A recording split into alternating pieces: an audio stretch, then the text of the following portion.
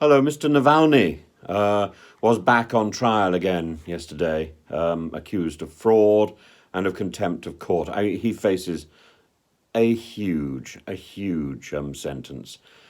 I put forward an idea some weeks ago on Turkish news that I thought that part of Mr. Putin's plan was to pull attention away from Navalny's trial, and I'm still inclined to think that that was one of the aims of this pernicious war. Mr. Navalny has accused the judiciary directly in the short time that he was allowed to speak before sentence was going to be given. He spoke for quite a long time, of course. He accused the judiciary of rubber stamping Putin's edicts, and he taunted them and said, do you not have a mind of your own? And then he said, you can't lock everybody up. The Anti-Corruption League, the anti-corruption campaign that he started will not end simply because he is in prison. This is what he promised. In fact, he said it will become global. And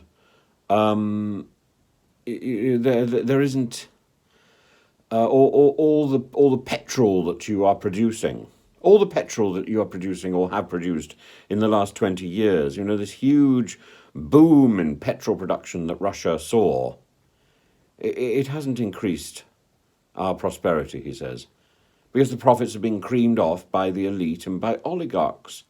How right he is. How right he is. And and towards the end of his speech, he was constantly being switched off. And then right at the end, when he told a story about how just before he got into court each day, he was strip searched. And while they were inspecting his underpants, he looked up and there was a picture of the writer Tolstoy, who wrote War and Peace.